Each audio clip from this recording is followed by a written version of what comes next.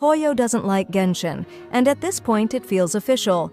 I'm not even trying to be dramatic here. After watching Honkai Star Rail's 3.2 special program, it's hard not to feel like Genshin players are the neglected older sibling.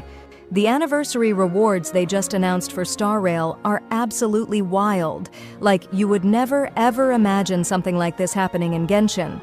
So, let's take a look at what Genshin could never. First off, one of the biggest surprises, and it's not just a quality of life change, it's a full-on system overhaul, is that some limited 5-star characters are actually being added to the 50-50 fallback pool. In other words, if you lose your 50-50 on a banner in Star Rail after 3.2, you can add certain limited character to the 50-50 pool, and it's not just standard units. It includes previously limited characters like Seal, Blade, and Fushuan. That's already a level of control Genshin's pity system has never even come close to offering.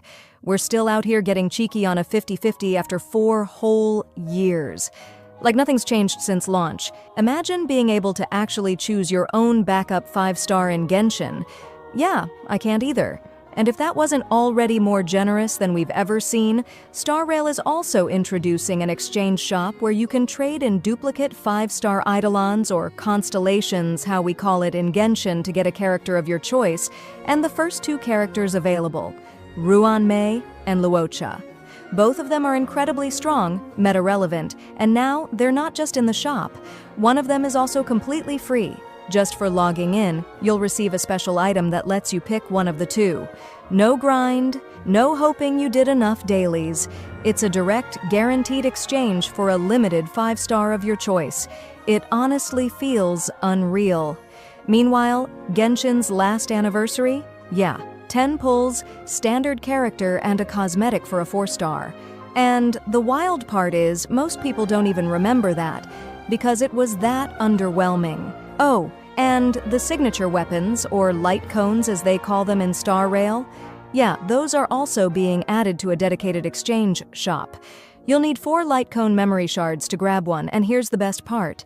As part of the anniversary rewards, they're giving you 4 of those shards for free. That means 1 free 5-star signature light cone guaranteed just by participating in the anniversary. Just imagine how different Genshin would feel if you could directly exchange for something like Staff of Homa. That kind of option in Genshin feels like a dream, but in Star Rail, it's actually happening. And as if this all wasn't enough, it's already been officially announced that a new free 5-star character is coming in the next few patches. So not only are they rewarding players now, but they're actively building hype with new content on the horizon. Meanwhile, in Genshin, anniversaries are starting to feel like awkward birthdays. You kind of celebrate because it's the date, but no one's really excited about what's coming. What really cracks me up is how many Star Rail players used to complain that the game wasn't generous.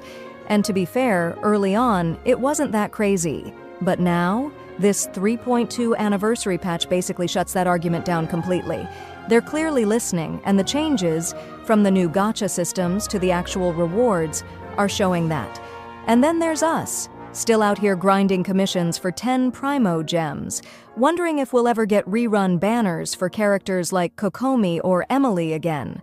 We see characters once every 500 days and are told to be happy with 1,600 Primo gems because it's tradition. Honestly, I can't even picture Genshin doing anything close to this, and that's the most frustrating part.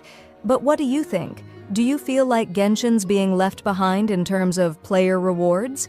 Would you want a 50-50 system revamp like Star Rail's?